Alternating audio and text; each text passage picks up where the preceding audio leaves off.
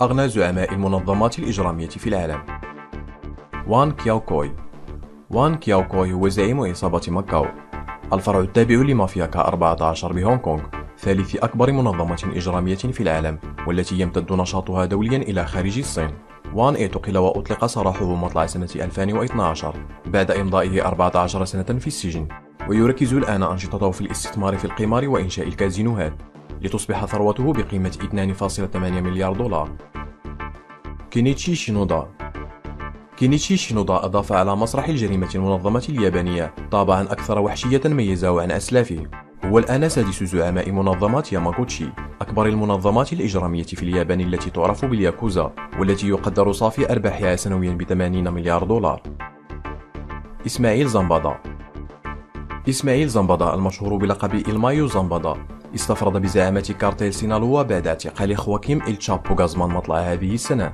الكارتيل هرب ولا زال يهرب ويوزع الأطنان من المخدرات إلى وفي الولايات المتحدة تدر عليه 3 مليار دولار سنويا، والتي حسب المراقبين فإن إسماعيل زنبادا كان دائما ولا يزال هو العقل المدبر لكل تلك العمليات.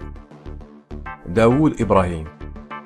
داوود إبراهيم كاسكار هو زعيم شبكة جريمة المنظمة المعروفة اختصارا بالدي كومباني، التي تسيطر على 90% من تجارة المخدرات بالهند، تزوير الأموال وتجارة الأسلحة.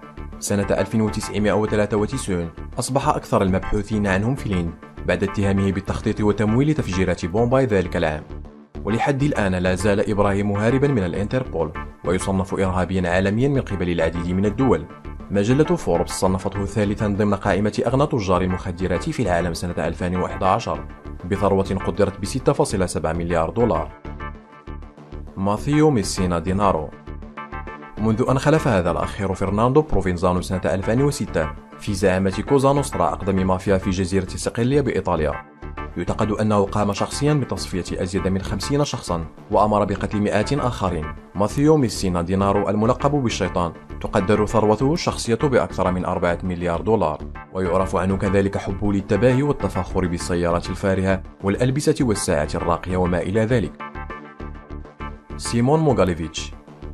سيمون موغاليفيتش هو أيضا أكبر زعماء المنظمات الإجرامية الروسية، والذي لا يزال حرا طليقا بالرغم من كونه من أكثر المبحوثين عنهم في العالم.